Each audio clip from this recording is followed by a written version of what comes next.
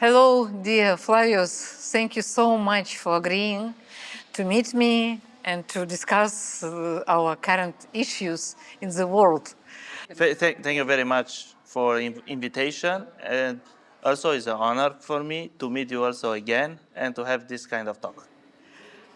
Thank you, thank you. And Flavius, can we discuss firstly the world issues, the global issues? As you wish. What is your point of view on the processes which are happening in the world from the European position? What is happening now? I would like to say not necessarily European position, my own analysis, because European could be a very official point of view, European Union position, but as in terms of analysis, experts or my own concern related to the new international affairs, I would like to say that we are living in a very, as others experts are agreed, that in a very turbulent geopolitical time. That means I think that we are approaching to the new world order.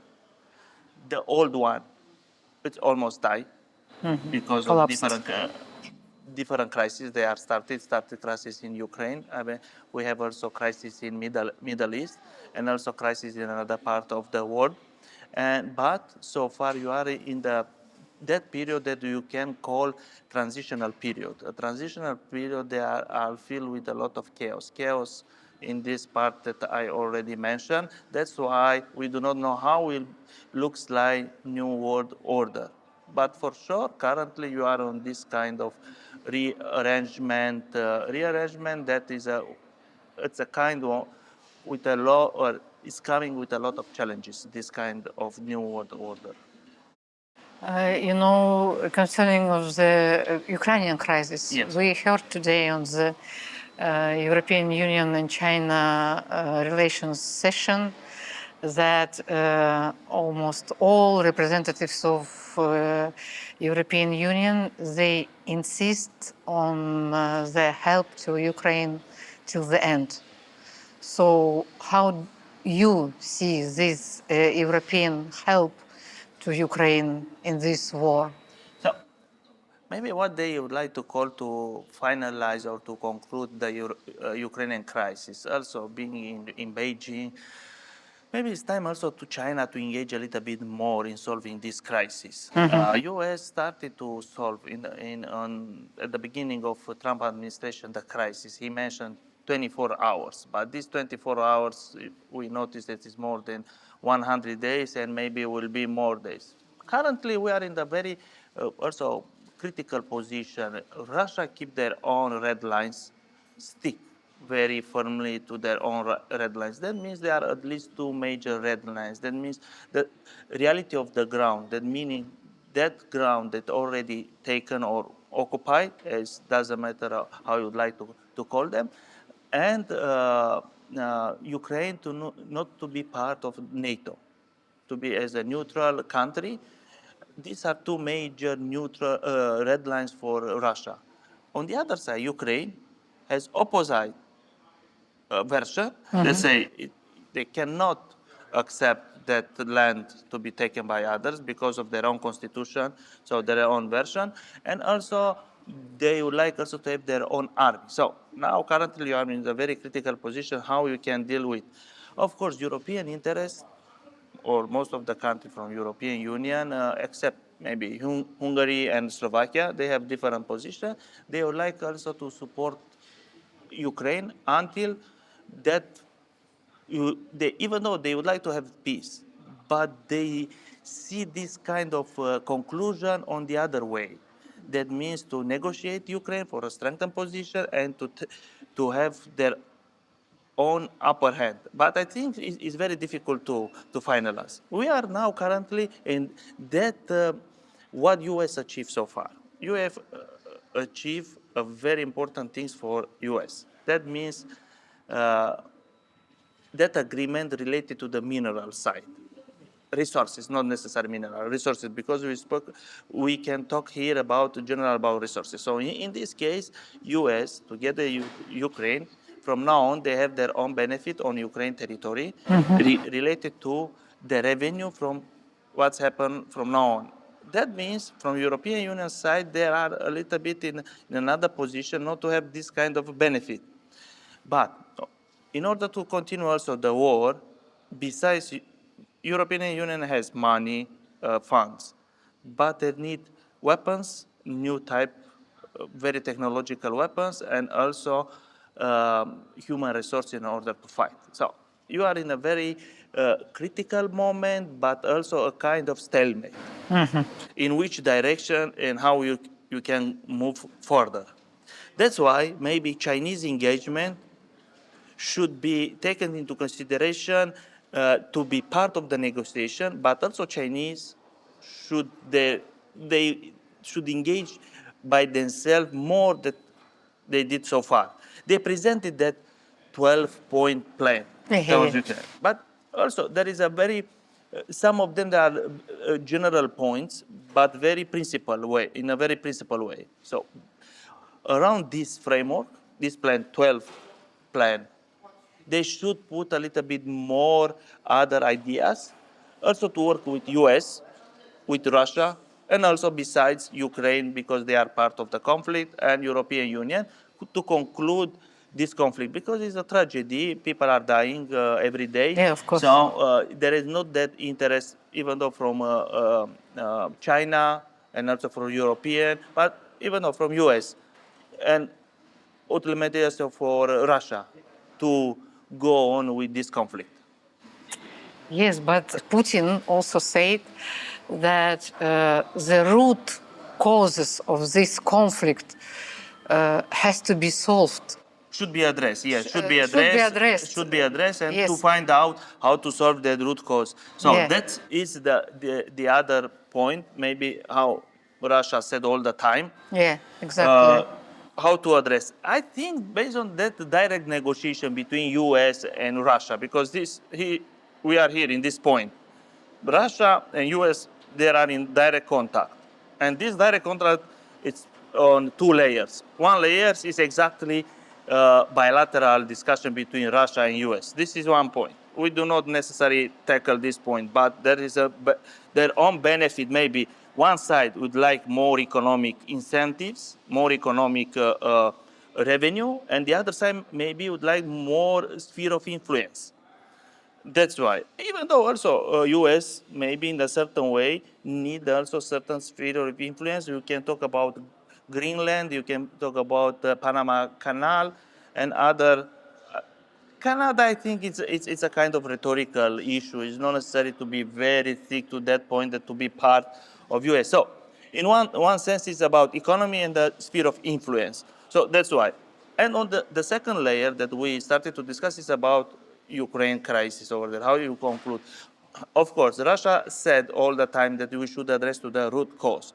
So here is that kind of how US find out with Russia, a kind of address to the root cause and to find out the real terms on international law.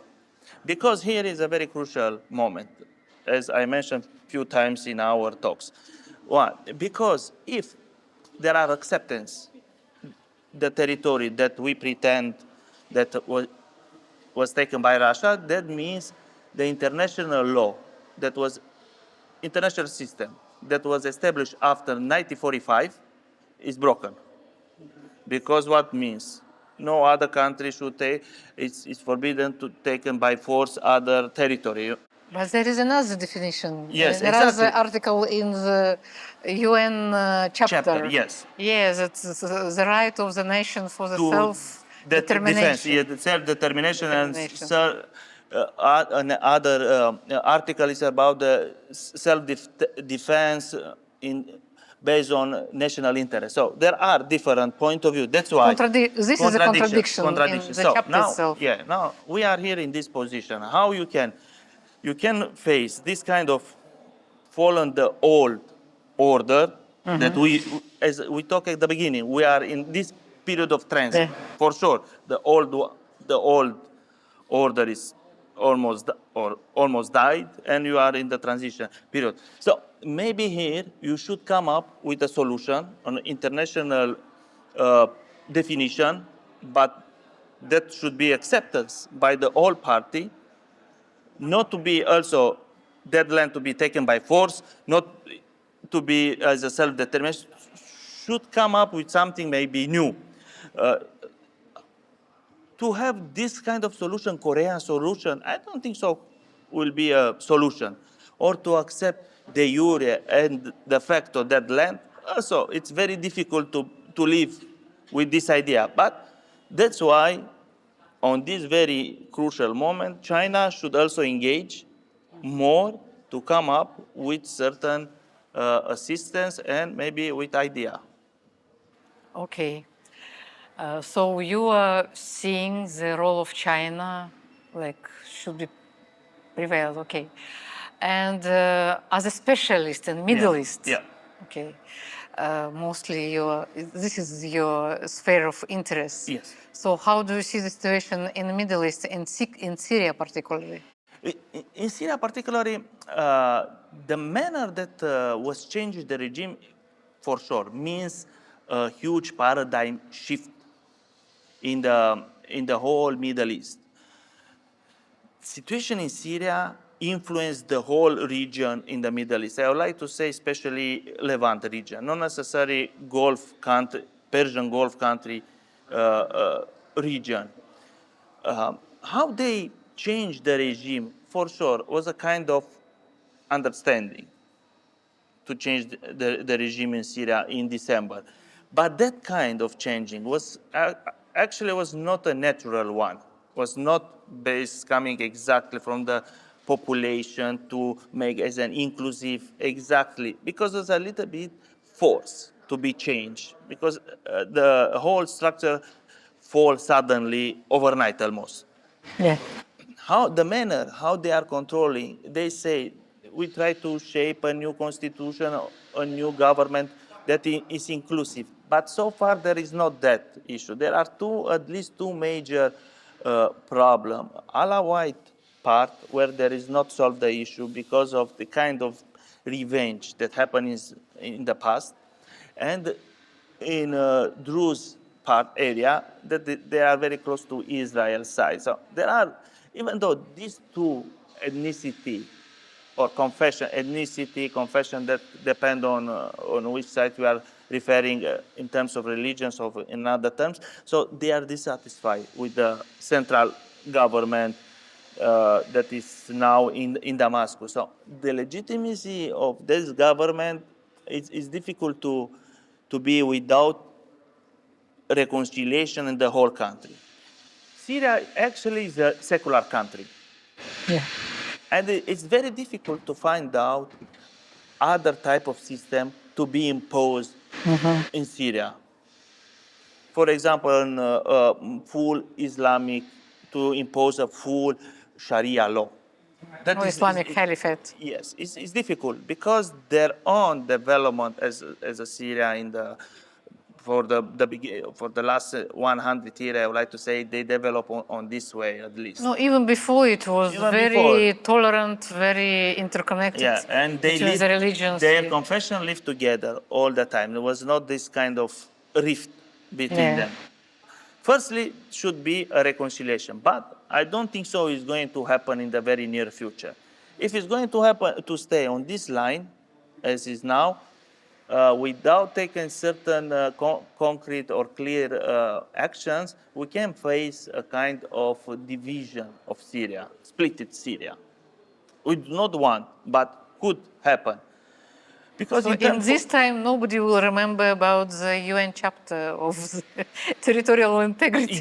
Territorial integrity, yeah, this is another. But on the other side, it's very difficult to be accepted that if Syria started to be splitted, that could be a kind of domino effect, maybe from other countries to start to draw the lines of the border.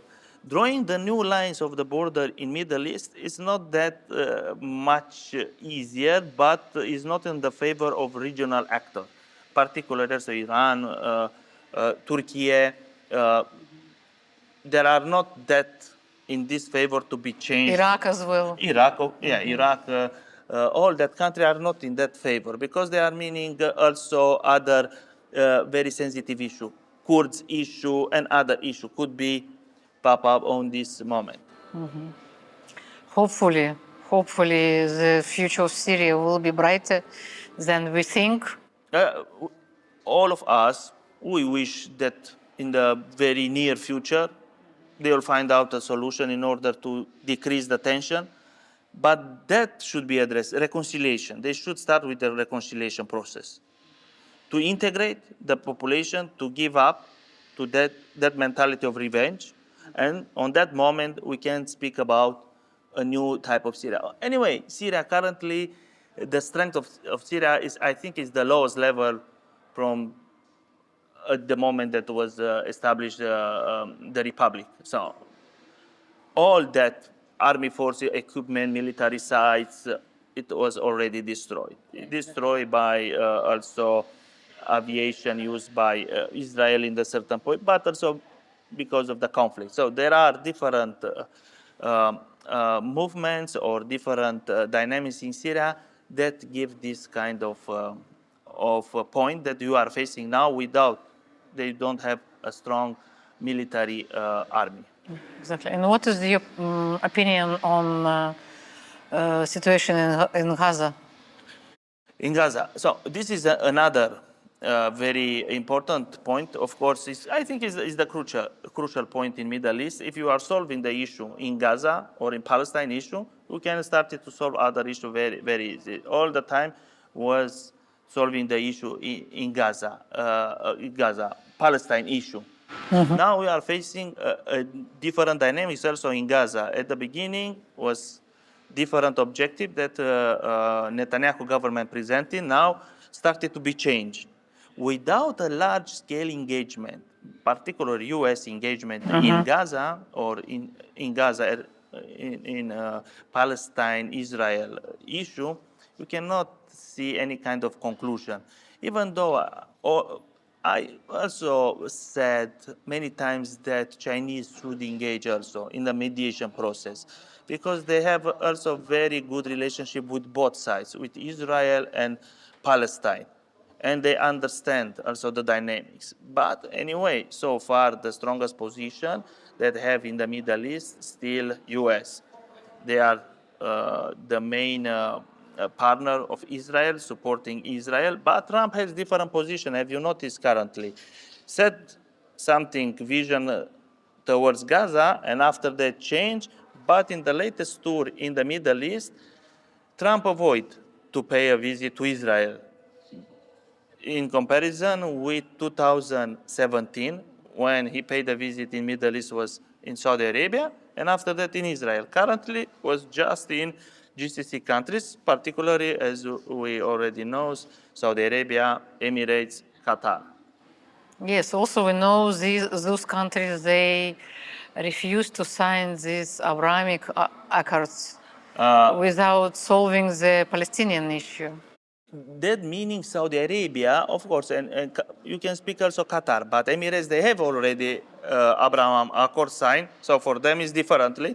But Saudi Arabia stick to their own policy. They are very consequent to the policy. They say without solving the Palestine issue, we cannot engage in Abraham Accords. This is also difference opinion related to Syria that we already talked about Syria. That is a possibility that Syria, with al-Shara government, to sign or to engage in Abraham Accord discussion, even though to be signed, to face a kind of normalization of that situation. So let's see if it's going to happen or not related to Syria. But so maybe this was the purpose to bring al-Shara to the power. That could be everything. Could who knows? This is a kind very not necessarily sensitive, but is a kind of things that is very difficult to be proved so far based on knowledge that you have. Maybe in the near future, the dynamics of the politics will show us what was behind all that movements that happened in November, December last year. Yeah, exactly. The West got used to teach all other countries in the freedom of speech, on democracy, and etc., etc. So what happened in your country, in Romania, in the last presidential election. How can we explain this? Because in our part of the world, it's described as a violation of democracy. Yeah, so here maybe it depends on how you perceive the situation. From our point of view, that the election was cancelled by our constitutional court. They say based on different information and data relieved by our intelligence services, they said was a kind of interference in our election, particularly a state, foreign state. It was not named, even though many of them was referring to Russia influence, that they use different software or use platforms, particularly was about TikTok, and to influence the electoral process. And one of the candidate, he declared that has zero funds using during electoral campaign. That is in the point of view also on constitutional court, on others, they analyze, they say impossible to have an electoral campaign with zero funds. So based on this kind of analysis, they decided to cancel the election because it was a kind of interference, was not run very correctly the whole electoral process. So that was the decision. I think this issue is very tough to be put exactly in which line of, as you say, democracy or value, but maybe on this kind of things, we consider that this is the right things for us. Okay, thank you. Thank you for explaining. And the last question, we talked already about the Ukrainian war, and as we all understand, that there is lack of trust between Russia and Europe. Because when, for example, I hear some opinion of my friends, European friends, that I can feel this fear that Russia will go to with the war to Europe. So, you know, but again, there are some root causes in this mistrust as well. And I also told about this on in Bucharest, in forum when I had also the speech. And I just will repeat for my audience that in 2016, I found the grave of my grandfather who fought in the Soviet army and died in 15th of September in 1944 in Romania. And I was very grateful to Romanian government, particularly to the mayor of Luduș city, who preserved this grave, common grave for the unknown Soviet soldiers. The Russian diplomat, he helped me to restore all the archives and prove that my grandfather is there. But while traveling to Luduș city, I was told, and I have seen how much cemeteries in which Soviet soldiers were burned in Romania only. We will not talk about even all the countries, all European countries. And unfortunately, to my very deep sadness, I learned that some of the graves can be destroyed or vandalized by the Romanian citizens. So, of course, I understand who can do that. This is, I think this is like a problem of the hatred which is inherited by the generations. But in the contrary, in our countries, in former Soviet countries, maybe except Baltics and Ukraine and some other countries who want to join NATO, there is a law. There is a law because we also have the cemeteries of the German soldiers who died during the war and also who was captured and spent time in prison and then died. So we have the cemeteries, but they all very well preserved and carried in all the descendants, those Nazi soldiers can visit anytime our countries just to go and to pray on the graves of the ancestors. But in the same time, as I understand, some our descendants of Soviet soldiers just don't have this possibility because the graves of their grandfathers were destroyed and vandalized. So maybe we should start with this small but very important step to establish the trust between our countries and Europe in this particular case. What is your opinion Yeah. in this? You very clear mentioned we are, I think, in maybe the lowest point of trust between Russia currently, previously with Soviets all the country, but Russia and European Union, Europe generally depend on how many countries would like to put on this line. So we should start to build the trust. The trust will not be built until we have have peace in Ukraine. This is one thing. Until we will not finalize the issue in Ukraine, it's very difficult to start to build this kind of trust. But for sure, it's needed. On the other way, also the issue of hatred. This is important nowadays. It's not necessarily related to this kind of graves, but hatred in hatred speech, hatred in different also other issue, anti-Semitic, many issues we see in all around the world. This kind of hatred. That's why, as we are in this chaos moment, that should be addressed in a certain way to have a new type of new world order. Related to also the symmetry, also Romania has soldiers that died on the Russia territory, but also on other Soviet countries, but particularly in Russia. Our also symmetry started to be preserved, to be very well, you know,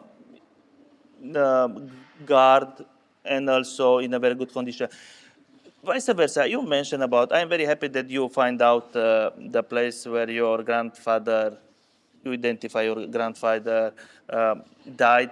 So that was happening that very tough war in World War II against Nazi. But as you mentioned, sometimes depend on also the locality, how the mayor are doing and preserve the symmetry and how they address to this issue.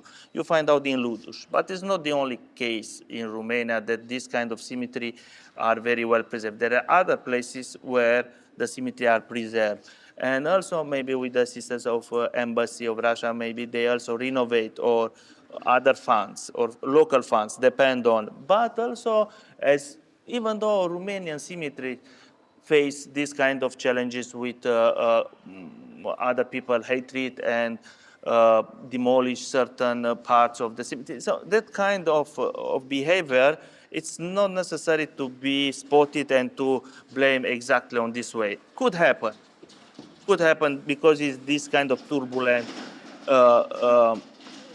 time, very turbulent time. But we should take it also with a little bit, skepticism. But on the same time, for sure, authority will take measure in order not to inflammate and order to isolate the case. Yes, I think this is the case when also this grave in Ludish, the grave of the Soviet soldiers, was renovated by efforts of Kazakhstani embassy, Azerbaijani embassy, and our joint venture company, Rompetrol, yes. and also the honorary consul of Kazakhstan in Romania. Yeah. So I think it's a good example to To work together. to work together. And also me as a descendant of my grandfather who died in Romania, I don't have any hatred to you. So they work or together to finalize the project, Yeah. but our authority, local authority, they preserve it. Yeah, So exactly. should be identified maybe a negative case in another part that you should address exactly as you mentioned at the beginning. Root cause, why it's happening there. It's directly related to a certain ideology issue or it's just randomly. So we agree both Yeah. in the one issue definitely that we should work together. This is important, and to have a dialogue. To have a dialogue and respect each other. Exactly. Yeah, and the memory to our common, maybe controversial history. Yes, and you can go further because that was a history. We should know our history in order to move further. Exactly. As one of the speakers today said, we have not to be the prisoner Of the past. history, yes. Of the past, we should move forward. Yes. This is from Kazakhstan. No, this. No, only if you say it's Almaty sau Astana. From where is exactly? No, it's Kazakhstan. No, it's written from Kazakhstan. Okay, that's so good. that's why I just want to give this gift to you. Thank you very much. So Yes. this I should take it. Thank you very much. Thank you. This is for our friendship. Yeah, exactly. As Kazakhstan always has a very good relation and friendship in Romania. So Kazakhstan has good relations with but in terms of all also the in countries. economic ties, trade time, Romania is one of the most important countries in Eastern Europe. Of course, I because don't our know if oil. even though European Union, but in Eastern Europe for sure. Yeah, of course, because our oil. The trades between Kazakhstan and Romania is the highest among Eastern European countries. Thank you, Flavius. Thank you so much for this conversation. Thank you very much, dear Admiral.